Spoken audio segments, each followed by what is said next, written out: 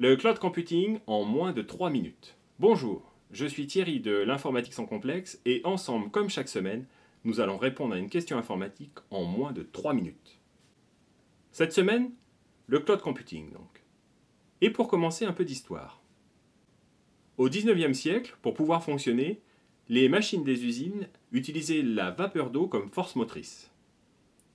Pour générer cette vapeur d'eau, chaque usine devait disposer à côté d'une énorme chaudière.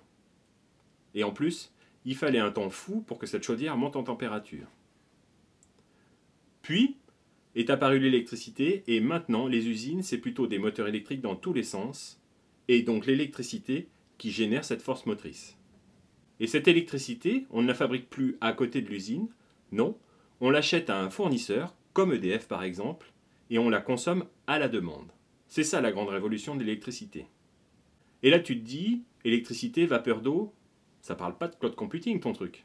Eh bien en fait si, parce que l'histoire du cloud computing c'est un peu la même. Dans les années 50, pour pouvoir faire des gros calculs, les entreprises ont été obligées d'acheter des gros ordinateurs.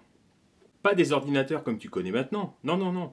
À l'époque, les ordinateurs, c'est des pièces entières remplies d'électronique qui chauffent et font beaucoup de bruit.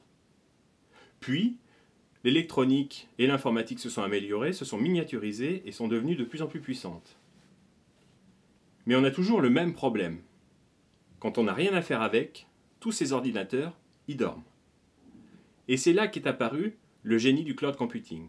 Le cloud computing, c'est la possibilité, grâce à Internet en général, d'accéder à des machines à distance pour pouvoir les utiliser. Et donc toutes ces machines qui dorment, on les revend sous forme de capacité de calcul à la demande. Les grands leaders du marché, c'est Amazon avec AWS, Microsoft avec Azure ou Google avec Google Cloud. Ces trois fournisseurs proposent des services qui permettent de fabriquer d'autres services. Et c'est là la magie du cloud computing. Parce qu'en fait, sans vous en rendre compte, vous l'utilisez tous les jours. Quand vous allez lire vos mails, quand vous regardez vos comptes sur le site de votre banque, ou quand vous regardez une vidéo sur Netflix par exemple, vous utilisez du cloud computing. Et au final, on pourrait même se poser une question, est-ce que le cloud computing, c'est pas ce qu'on appelle tous les jours Internet? Si tu as aimé cette vidéo, alors clique sur le pouce et abonne-toi. N'oublie pas d'activer les notifications pour être prévenu à chaque nouvelle parution. À la semaine prochaine!